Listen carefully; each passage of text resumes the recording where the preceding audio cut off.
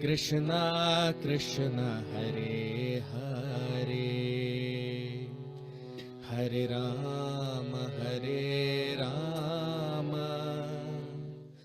Ram Ram Hare Hare. Hare Krishna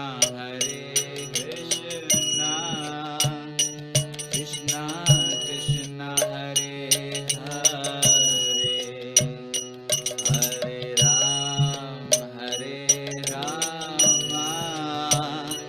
Ram Ram Hare Hare. Hare Krishna Krishna Krishna Hare Hare, Hare Ram Ram Ram Hare Hare. Hare Krishna Krishna Krishna Hare Hare, Hare Ram Ram Ram Hare Hare. Hare Krishna Krishna Krishna Hare Hare, Hare Ram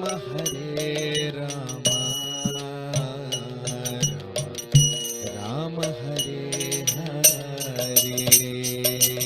Hare Krishna Krishna Krishna Hare Hare, Hare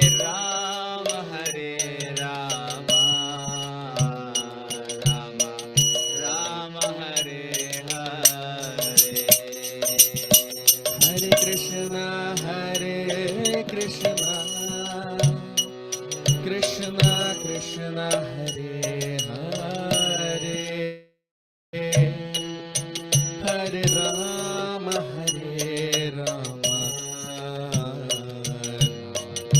Ram Hare Hare. Hare Krishna Krishna Krishna Hare Hare, Hare Ram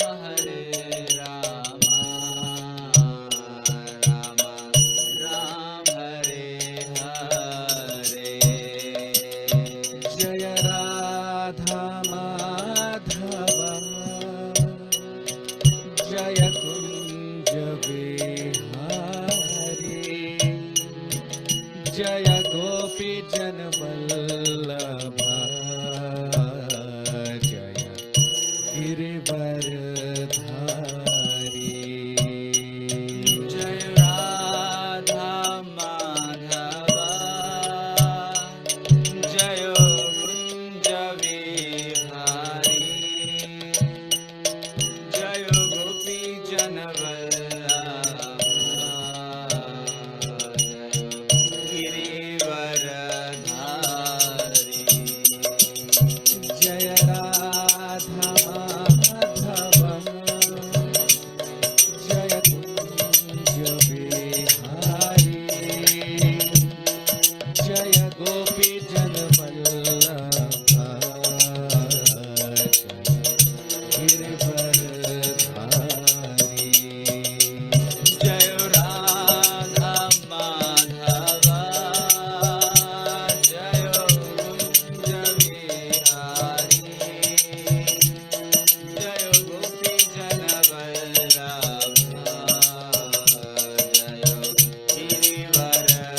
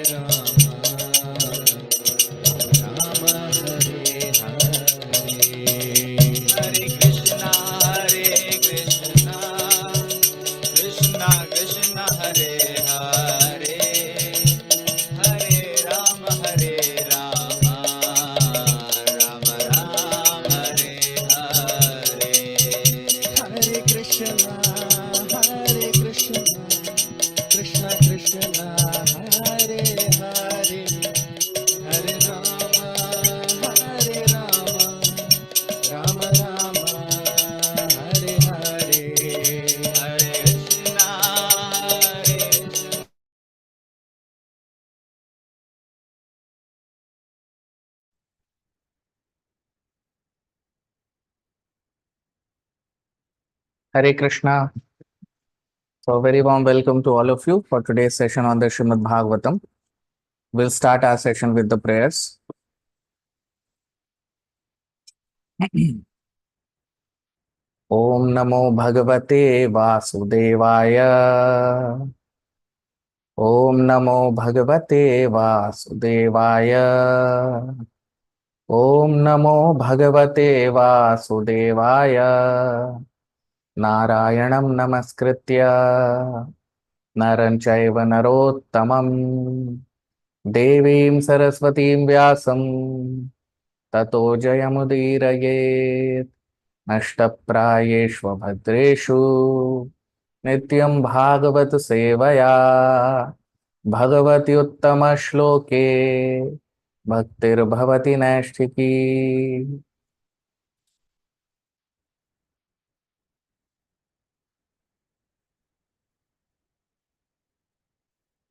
In our previous session, we discussed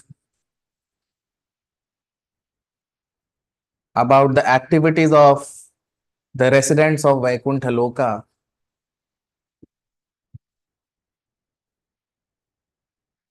What are their activities? How they are all engaged permanently in the devotional service of the Lord. And the Supreme Lord, He enables the devotional service of the devotees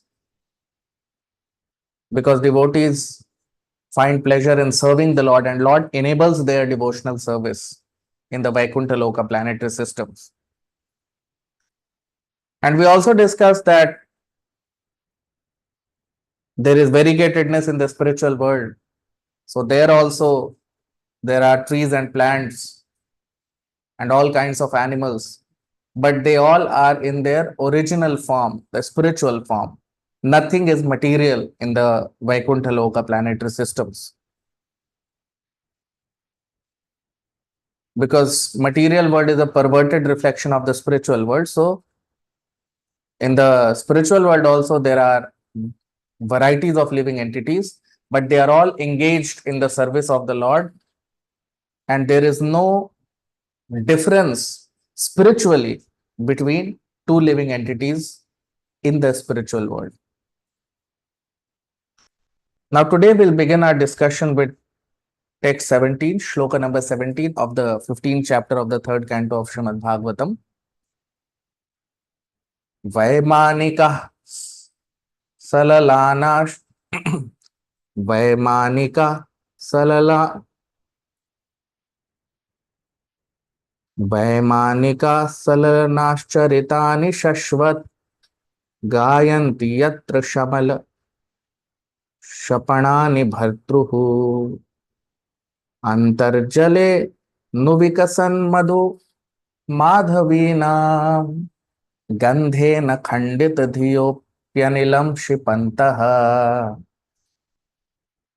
Vaimanika salalanaschritani shashvat gayanti yatra shamalak shapanani bhartuhu antarjale nu vikasan madhumadhavina gandhena khandita dhiyopyanilam shipantah.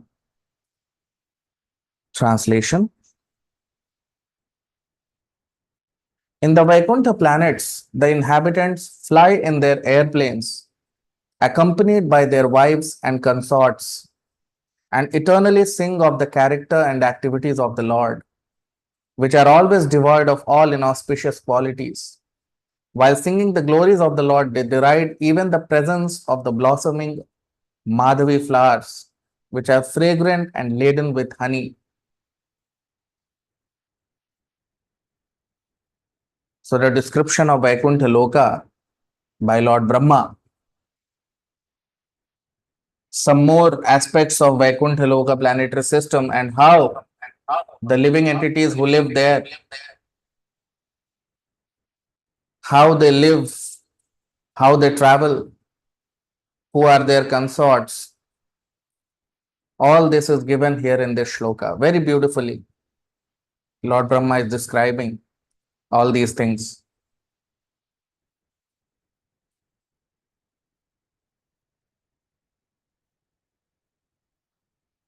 So he is saying here that Vaimanikah, Vaimanikah,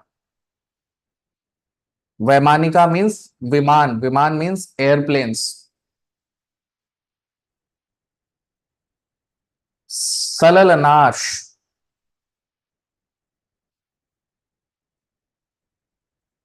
Salil, Salil means those who are very dear. And Salil also means the wives. Charitani Shashwat. Shashwat means eternal.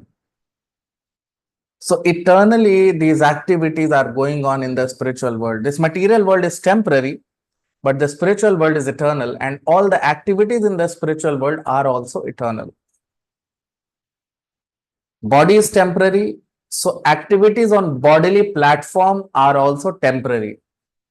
And because the spirit soul is eternal, so activities performed on the platform of the spirit soul is also eternal. So in the spiritual world, because all the activities are spiritual in nature, that is why all the activities are eternal. And that's what is mentioned here in this shloka by Lord Brahma, that Charitani Shashwat. Shashwat means eternally the living entities there are engaged in devotional service of the Lord, and all the activities of the living entities in the Vaikuntha Loka planetary systems are eternal. So Gayanti Yatra. So singing is going on there. All the devotees, they sing the glories of Yatra Shamala Shapanani Bhartu. So the devotees there are engaged in glorifying the Lord.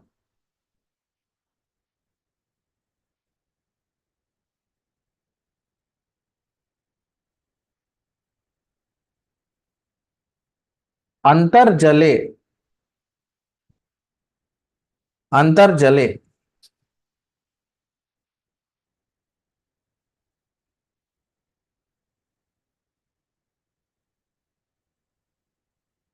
Jale means water, and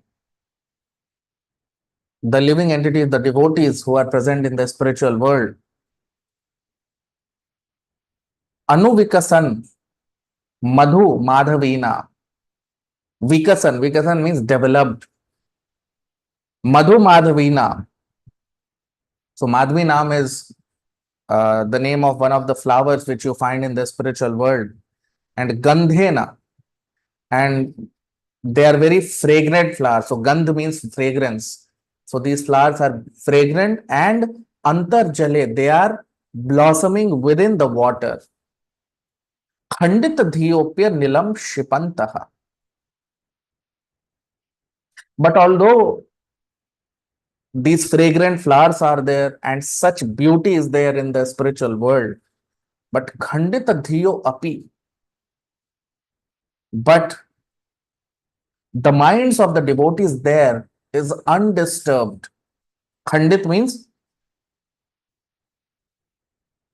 they are not disturbed by any of these things. Why?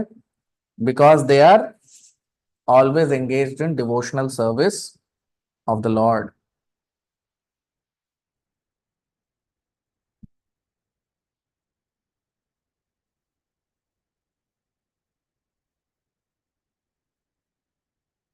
So you see, Vaikuntha Loka planets are full of beautiful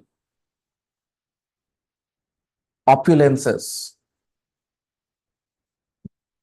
which is unimaginable for the people who are present in the material world. For the people who are present in the material world, they cannot even imagine the glory of the Vaikuntha Loka planetary systems. Some of the glories are mentioned here by Lord Brahma. Some of the opulences are mentioned here by Lord Brahma. So here in this shloka, you see this first word is Vaimanika. That means that the living entities there, they have airplanes. Not that airplanes are only present in this material world. No.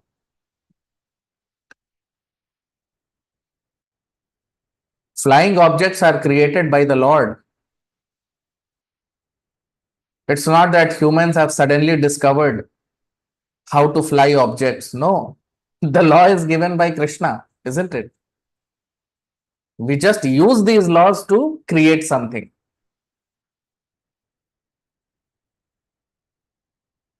So humans have been able to develop airplanes because that law exists in the material world, because of which you can fly airplanes.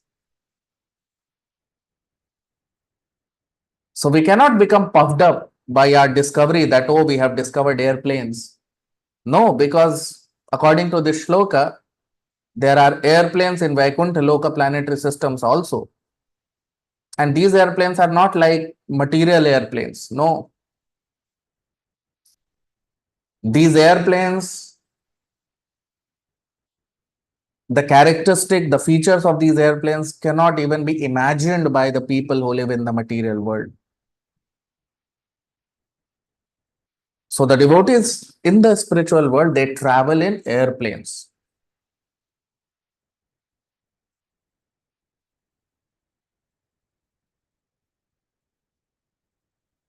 And one more important thing which we see here in this shloka is Gayant yatra shamala shapanani bhartuhu. That the devotees there are constantly engaged in glorifying Krishna.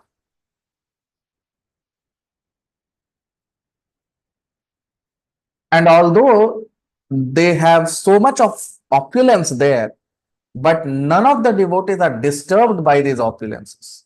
In the material world, if a person becomes very opulent, he will forget Krishna. Krishna says in the Bhagavad Gita, Bhog Aishwarya Prasaktanam Taya Pahrit Chetasam Vyavasayatmika Buddhi Samadhavana Vidhiyate. So if a person becomes very opulent in the material world, he forgets Krishna. But spiritual world is completely opposite. The devotees who are present in the spiritual world, the more they engage in devotional service of Krishna, the more Krishna provides them opulence, but still they are never deviated by those opulences. You see here in this shloka, it is mentioned that the devotees there travel with their consorts, wife and husband, the couples, they travel in airplanes. But they are undisturbed by all these facilities given to them by the Lord. Why? Because they are so much immersed in service of Krishna that they have no time, and they are never disturbed or deviated by the opulences which are present there. And that is why there is not even a tinge of sense gratification in the spiritual kingdom of the Lord. The devotees there are completely devoid of all sense pleasure. Why? Because they are always engaged in gratifying the senses of Krishna. Here in this material world, everyone is engaged in gratifying the senses of their own senses, the senses of the body. But in the spiritual world, everyone is engaged in gratifying Krishna's senses. Their only goal is to gratify the senses of the Lord. And that is why here in this shloka it is mentioned, Khandit dhiyopyanilam shipantaha. Devotees have no value for anything, any opulence or any gratificatory object in the spiritual world. Because even the gratificatory objects which we may feel, because when we listen to these shlokas by Lord Brahma, we may feel as if the opulences which are present there, no, they are not opulences present there. They are all devotees, even the flowers, the bees, the trees, water, even the rivers which are flowing there, they are all spiritual, they are all living entities. So the devotees in the spiritual world, they know that all of them are engaged in service of Krishna and they all are meant for pleasure of Krishna.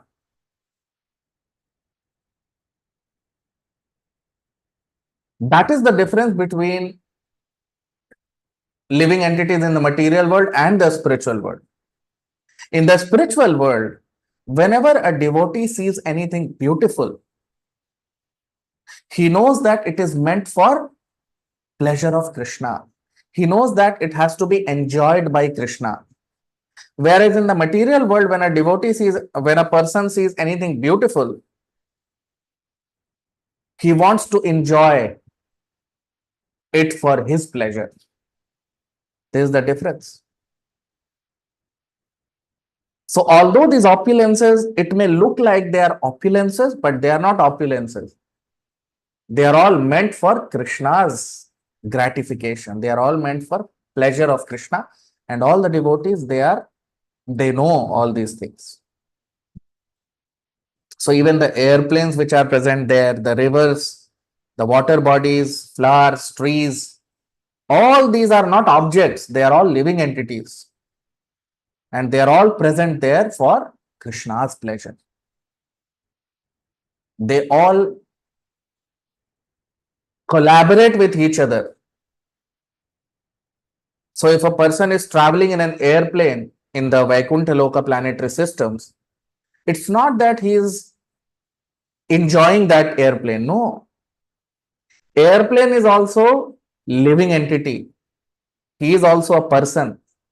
And the devotees who are sitting on the airplane, they are also personalities. So airplane and the living entities who are present on the airplane, they all have collaborated together to give pleasure to Krishna. That is Vaikuntha Loka. That is the spiritual world. Because spiritual world, nothing is material. Here in this material world, airplane which we see, they are made up of material substance. In the spiritual world, airplane is not material substance. The devotee who wants to serve the Lord as airplane, he takes a body of an airplane.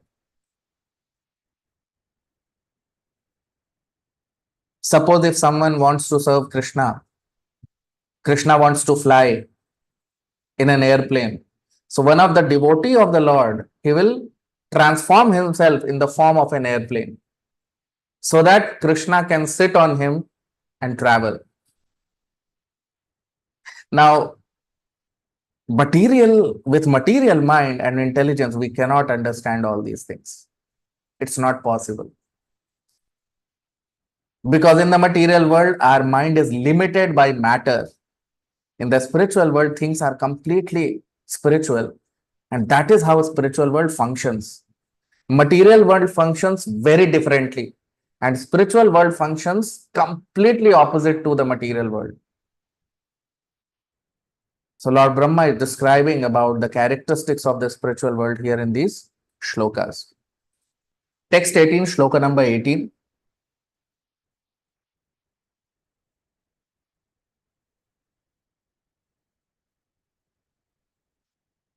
पारावतान्यभृत सारस चक्रवाक दात्युह हंस शुक तित्तिरि बर्हिणाम यः कोलाहलो विरमते चिरमात्रमुच्चैर भृंगाधिपे हरिकथामिव गायमाने पारावतान्यभृत सारस चक्रवाक दात्युह हंस शुक तित्तिरि बर्हिणाम यः कोलाहलो चिरमात्रमुच्चैर भृंगाधिपे हरिकथामिव गायमाने. Translation: when the king of bees hums in high pitch, singing the glories of the Lord, there is a temporary lull in the noise of the pigeon, the cuckoo, the crane, the chakravak, the swan, the parrot, the partridge, and the peacock. Such transcendental birds stop their own singing simply to hear the glories of the Lord. You see, what is Lord Brahma saying here? Such beautifully, Lord Brahma is describing the glories of Vaikuntha. So, what is he saying? Paravatan, Paravat Anya Bhrita Saras Chakravaka. So, these are all names of different birds. Paravat means pigeons, Anya Bhrit means cuckoo, Saras, crane, because Saras they live in lakes and water bodies, so that's why crane. Chakravak, Datyuh, Hansa, Shuka. Shuka means parrots. Tittiri, another, there is a bird which is called Tittiri. Barhinam, Barhi means peacock. Kolahalo, Kolahal means noise or tumultuous sound, that is called Kolahal. Viramate, Viram, that means to stop. Achira Matram, for a short duration. Achira Matra means for a short duration. Uchchair Bhringadhipe. Uchcha means loudly. Bhring Adhipa. Adhipa means king or the leader. Hari Katha miva gayamane. Hari Katha. Hearing. Hari Katha means to hear the Katha or the glories of Hari Krishna. So when the living entities in the spiritual world, they all may have different forms and they all take these forms for Krishna's pleasure.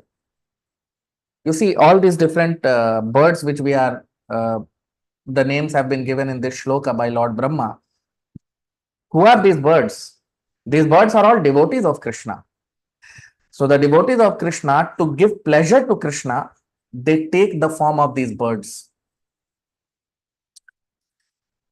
It's very difficult to understand for materialistic people.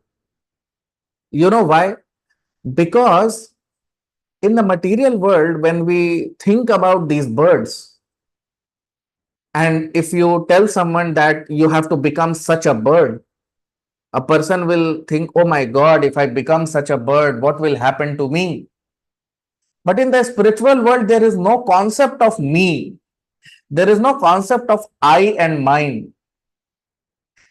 That is the difference between spirit and matter. That is the difference between devotees in the spiritual world and living entities here in the material world. In this material world, what separates material world and spiritual world? That is false ego, ahankar. So ahankar means me, I and mine. Now in the spiritual world, there is no concept of I and mine. So the devotees, when they know that Krishna wants pleasure and Krishna wants some lovely birds around him, so they transform themselves into the forms of these birds for giving pleasure to Krishna. Because when you all around, if you see nice birds singing, and what are they singing, these birds? Glories of Krishna.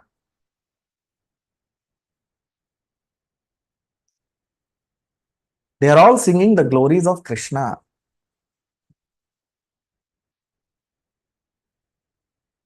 So even the birds who are present there, they are not ordinary people. They are all pure devotees of Krishna who have transformed themselves into these birds.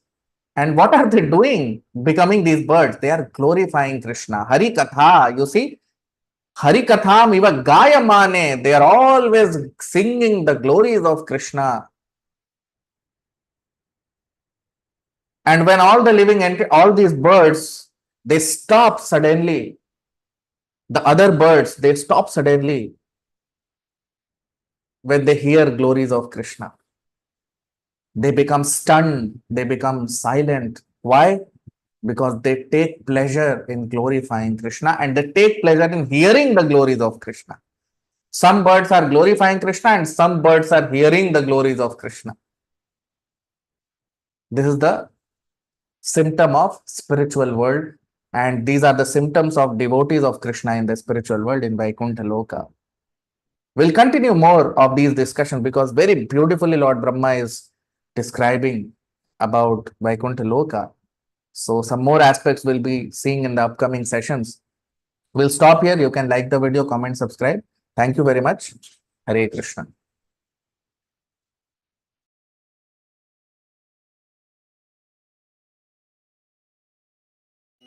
Hare Krishna, Krishna Krishna, Hare Hare, Hare Rama, Rama Rama, Hare Hare. Hare Krishna, Krishna Krishna, Hare Hare, Hare Rama, Rama Rama, Hare Hare. Hare Krishna, Krishna Krishna, Hare Hare, Hare Rama, Rama Rama, Hare Hare.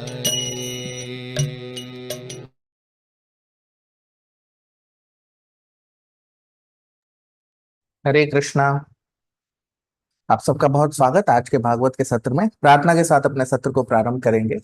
ओम नमो भगवते वासुदेवाय, ओम नमो भगवते वासुदेवाय, ओम नमो भगवते वासुदेवाय। नारायणं नमस्कृत्य नरं चैव नरोत्तमं देवीं सरस्वतीं व्यासं ततो जयमुदीरयेत्।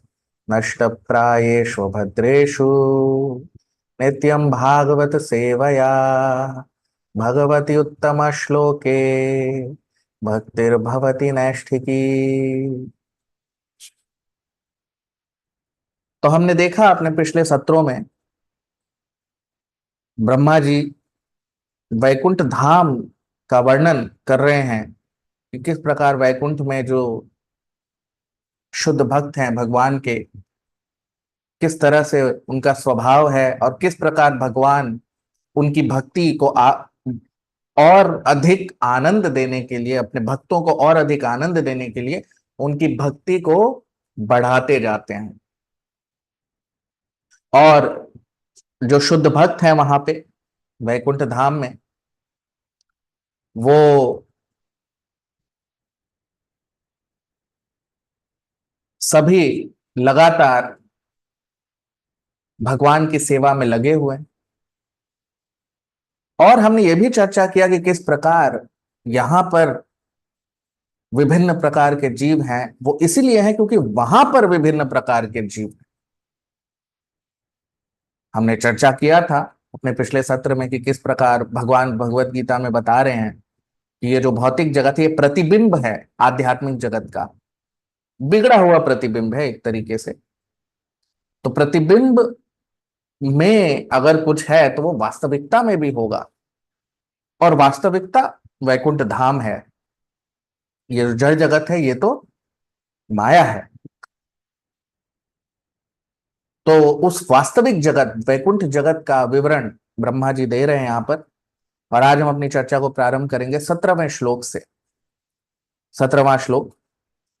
वैमानिका सललनाश्चरितानि शश्वत् गायन्ति यत्र शमलक्षपणानि भर्तुः अंतर्जले नु विकसन् मधुमाधवीनां गंधेन खंडित धियोप्यनिलम क्षिपन्तः वैमानिका सललनाश्चरितानि शश्वत् गायन्ति यत्र शमलक्षपणानि भर्तुः अंतर्जलेनु विकसन् मधुमाधवीनां गंधेन खंडित धियोप्यनिलम क्षिपन्तः। ट्रांसलेशन, अनुवाद। In the Vaikuntha planets, the inhabitants fly in their airplanes accompanied by their wives and consorts and eternally sing of the character and activities of the Lord, which are always devoid of all inauspicious qualities. While singing the glories of the Lord, they deride even the presence of the blossoming Madhavi flowers, which are fragrant and laden with honey. अब हम इसका अनुवाद देख लेते हैं हिंदी में। तो ब्रह्मा जी कह रहे हैं कि वैकुंठ धाम में सारे भक्त विमान में अपने साथियों के साथ चलते हैं और शाश्वत रूप में हरि की कथा और गाथा गाते हैं। और ये कथा और हरि का कीर्तन करते हुए उन्हें वहां की सुंदरता का भी ध्यान नहीं रहता। अब आप देखिए,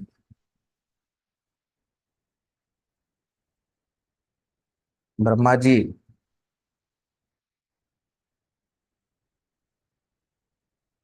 कह रहे हैं यहां पर कि वैमानिका विमान, तो वहां पर वैकुंठ धाम में सललनाश, सलल सलिल मतलब जो बहुत प्रिय हो, और जो पत्नी या पति वो आपस में साथ में चलते हैं। चरितानी शाश्वत, शाश्वत का मतलब शाश्वत स्वभाव है वहां पर सभी जीवों का। इस जड़ जगत में इस शरीर के कारण सब कुछ नश्वर है। जो भी क्रिया हम इस शरीर से करते हैं वो भी नश्वर है, लेकिन आध्यात्मिक जगत में सब कुछ शाश्वत है, क्योंकि वहां पर जड़ स्वभाव नहीं है किसी का, वहां पर सब कुछ चेतन है। तो विमान में चलते हुए करते क्या हैं, तो वो भी ब्रह्मा जी बता रहे हैं। गायंती यत्र, गायंती हरि का कीर्तन करते हैं। गायन मतलब गाते हैं, हरि का कीर्तन, भगवान का कीर्तन करते हैं। शमल शपणानि भर्तु, और पूर्णतः शुद्ध, वहां के जितने भी भक्त हैं सब पूर्णतः शुद्ध होते हैं। अंतर जले अनुविकसन, विकसित फूलों वाले मधु माधवी नाम, माधवी नाम का जो पेड़ है उसमें बहुत ही विकसित, बहुत ही सुंदर फूल होते हैं, और मधु, साथ ही साथ मधु भी रहता है, और गंधे न, और बहुत ही सुंदर गंध आता है उसमें से, बहुत ही सुंदर उसमें से महक आती है, बहुत सुंदर गंध आता है। खंडित धियोप्यनिलम क्षिपंत, लेकिन इतनी सुंदरता होने के बाद भी जो ये सारे भक्त लोग हैं वो उससे खंडित नहीं होते, उनका ध्यान उससे विचलित नहीं होता।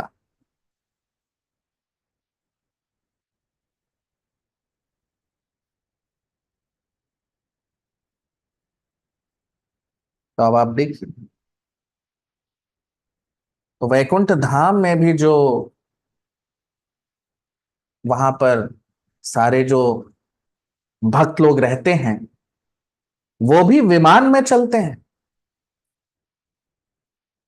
लेकिन ये विमान कोई साधारण विमान नहीं है। ये जो विमान है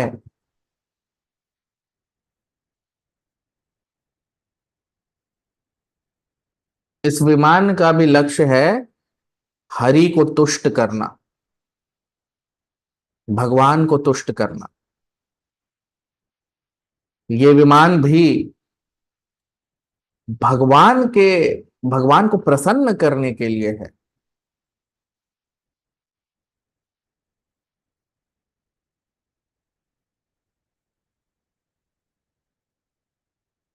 यहां पर जड़ जगत में जो हम विमान देखते हैं वो जड़ वस्तु का बना होता है,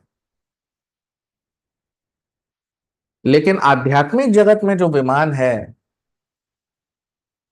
वो जड़ नहीं है, वो चेतन है। वहां पर सब कुछ चेतन है। जैसे हम इस श्लोक में देख रहे हैं, जो पहला जो शब्द है वही ब्रह्मा जी बता रहे, वैमानी का मतलब विमान में चलते हैं वहां पर लोग।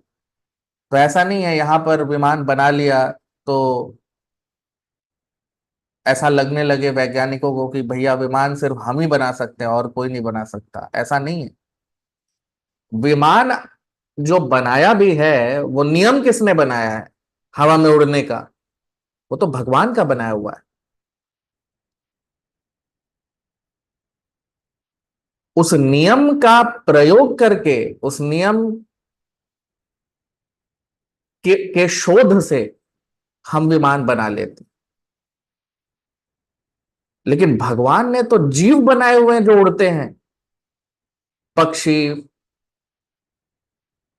कीड़े मकोड़े, ये तो उड़ते हैं ना। तो ये किसने बनाया? ये मनुष्य ने थोड़ी बनाया। तो छोटा सा विमान बना के बहुत प्रसन्न नहीं होना चाहिए, क्योंकि विमान की जो तकनीक है वो तो भगवान का बनाया हुआ है। हम उसको प्रयोग करके थोड़ा बहुत कुछ बना लेते हैं। तो वास्तविक विमान की जो तकनीक है वो तो वैकुंठ धाम में है। देखिए आप यहाँ पर श्लोक में कह रहे हैं कि वहां के जो लोग हैं वो सब विमान में चलते हैं। लेकिन अंतर ये है वहां पर कि यहाँ के जो विमान है वो जड़, उनका जो बनावट है वो जड़ का है, जड़ वस्तु का बना हुआ है। लेकिन आध्यात्मिक जगत में जो विमान है वो अलग है, वो जड़ वस्तु का बना हुआ नहीं। तो किसका बना हुआ? वहां पर सब कुछ चेतन है। जैसे हम यहां पर इस श्लोक में देख रहे हैं कि मधु माधवीना, कि जो पेड़ पौधे हैं उनका जो गंध है उनमें,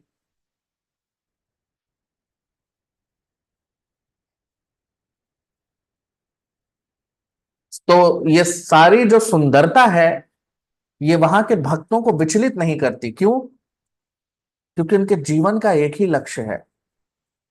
वो क्या है? हरि को तुष्ट करना, भगवान को प्रसन्न करना।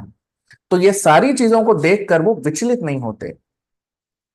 क्यों विचलित नहीं होते? क्योंकि जो यहां पर हम देख रहे हैं कि जो पेड़ पौधे हैं या जो आ, विमान है, ये यहां पर जो हम देखते हैं पेड़ पौधे हो या विमान हो, ये सब जड़ होते हैं। आध्यात्मिक जगत में ऐसा नहीं।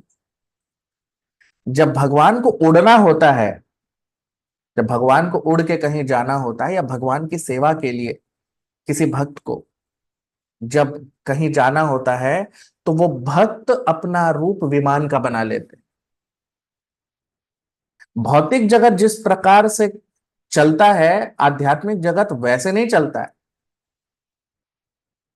तो भौतिक जगत में जो लोग रहते हैं, जड़ जगत में, उनके लिए सोच पाना भी असंभव है कि आध्यात्मिक जगत कैसे चलता है। तो जो भक्त लोग हैं, भगवान को जब उड़ना होता है, जब उनकी सेवा करनी होती है, तो एक भक्त जो है वो विमान बन जाता है। और जैसा हम देख रहे हैं कि बाकी जो भक्त लोग हैं उस पे चलते हैं। किस लिए चल रहे हैं ये लोग सब? तो इन लोग सब के ये जो सामंजस्य हम देख रहे हैं, ये जो सारे भक्त हैं इनमें आपस में सामंजस्य है। और ये सामंजस्य किस लिए स्थापित हुआ है? हरि को तुष्ट करने के लिए, भगवान को प्रसन्न करने के लिए।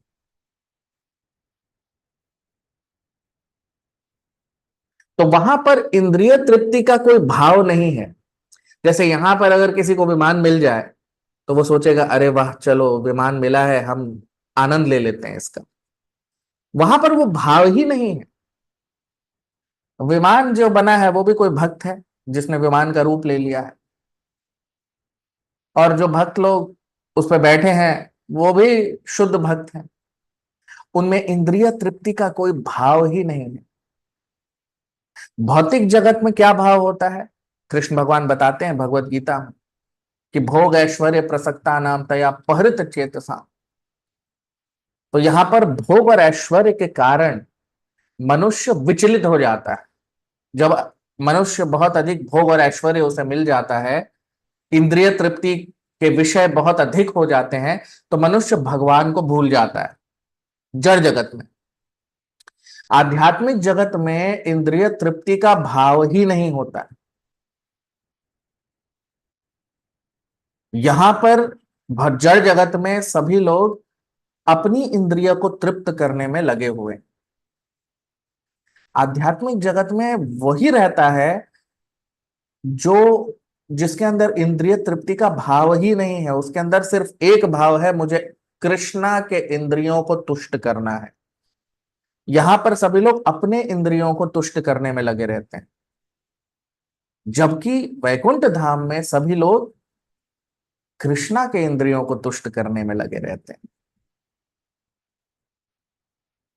तो इसीलिए ये तारतम्यता बनती है। सारे भक्त जब मिल के तय करते हैं कि अब हम सब इस तरह से भगवान की सेवा करेंगे, इस तरह से हमें भगवान को प्रसन्न करना है, तो एक भक्त विमान बन जाता है, बाकी भक्त लोग उसमें चलते हैं।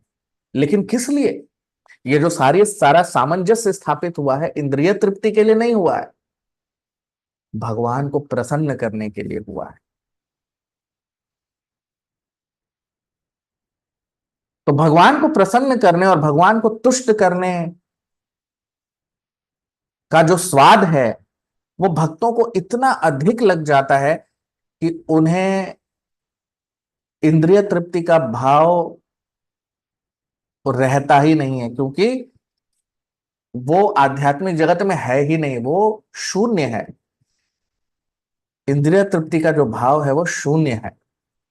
वहां पर सिर्फ एक ही भाव है सभी का, हरि को तुष्ट करना, कृष्णा को तुष्ट करना, क्योंकि यस्मिन तुष्टे जगत तुष्टे। और ये भाव वहां पर सर्वव्यापी है, सभी जीवों के अंदर यही भाव है। 18वां श्लोक। पारावतान्यभृत सारस चक्रवाक तात्यूह हंस शुक तित्तिरि बर्हिणाम यः कोलाहलो विरमते चिरमात्रमुच्चैर भृंगाधिपे हरिकथामिव गायमाने। पारावतान्यभृत सारस चक्रवाक दात्यूह हंस शुक तित्तिरि बर्हिणाम यः कोलाहलो विरमते चिरमात्रमुच्चैर भृंगाधिपे हरिकथामिव गायमाने। Translation, अनुवाद। When the king of bees hums in a high pitch singing the glories of the Lord, there is a temporary lull in the noise of the pigeon, the cuckoo, the crane, the chakravak, the swan, the parrot, the partridge, the peacock. Such transcendental birds stop their own singing simply to hear the glories of the Lord. अब हम इसका अनुवाद देख लेते हैं हिंदी में। तो ब्रह्मा जी कह रहे हैं कि जब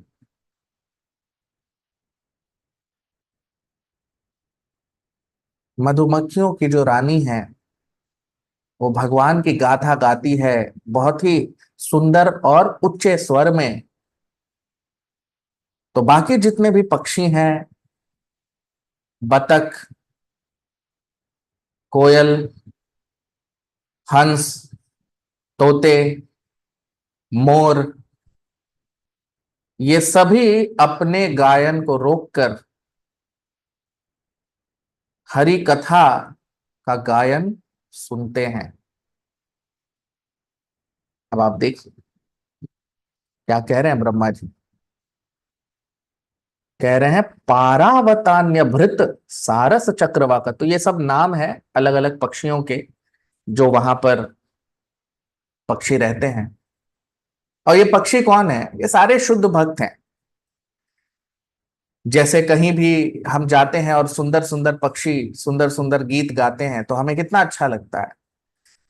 तो ये सारे पक्षियों ने ये रूप लिया है, सारे शुद्ध भक्तों ने ये रूप लिया है भगवान को तुष्ट करने के लिए। अब देखिए ये बहुत, इसको जड़ जगत में रह के मनुष्यों के लिए समझना बहुत कठिन है।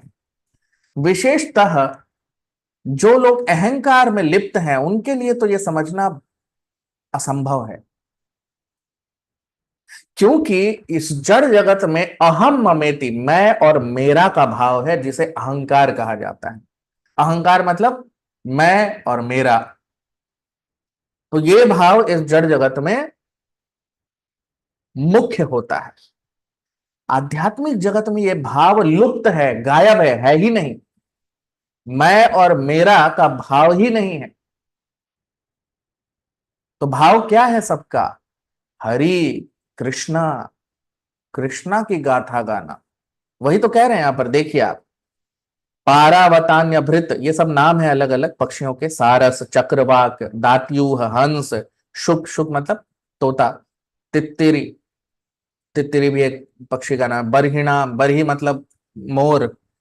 तो कह रहे हैं कोलाहलो विरमते, तो कोलाहल बड़े ही ऊंचे स्वर में, चिर मात्र उच्चायर, उच्चायर मतलब बहुत ही ऊंचे स्वर में, बहुत ही सुंदर।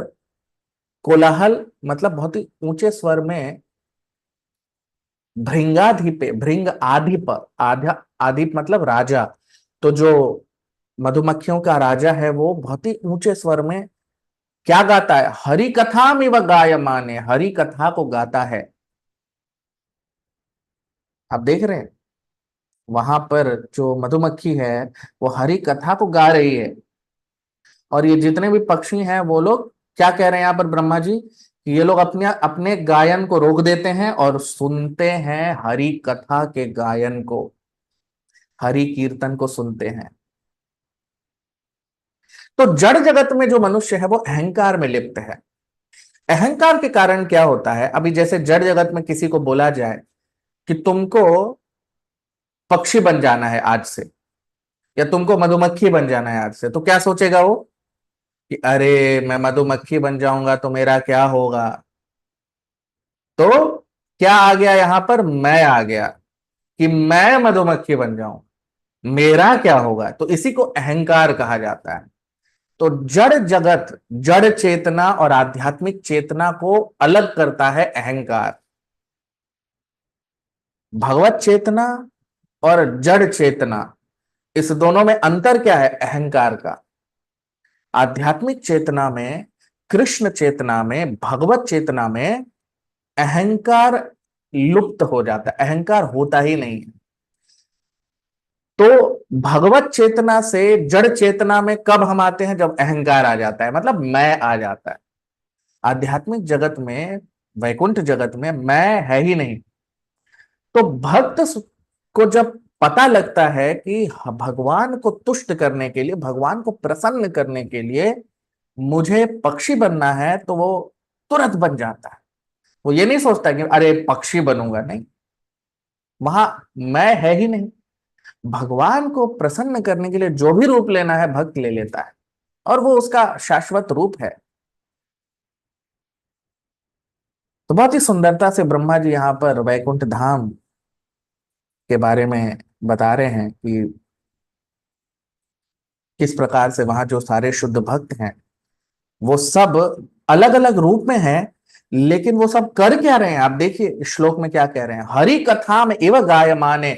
सब वहां पर हरि कथा गा रहे हैं, चाहे वो पक्षी हो, चाहे वो मधुमक्खी हो, चाहे वो मोर हो, बतख हो, जो भी हो, सब वहां पर हरि कथा को गा रहे हैं, कृष्ण कथा को गा रहे हैं। तो वहां अहम ममेति का कोई भाव नहीं है, वहां सिर्फ कृष्ण भाव है, भगवत भाव है, भगवत प्रेम है। और इसीलिए वहां पर सारे जीव सिर्फ एक ही कर्म में लगे हुए हैं, हरि को तुष्ट करने में, क्योंकि यस्मिन तुष्टे जगत तुष्टे। तो ब्रह्मा जी बहुत ही सुंदरता से यहाँ पर इसके विवरण दे रहे हैं। इसके बारे में और हम देखेंगे आगे आने वाले सत्रों में। आज का सत्र यही विराम देंगे। आप लोग वीडियो को लाइक कर लीजिए, सब्सक्राइब कर लीजिए। बहुत बहुत धन्यवाद। हरे कृष्णा।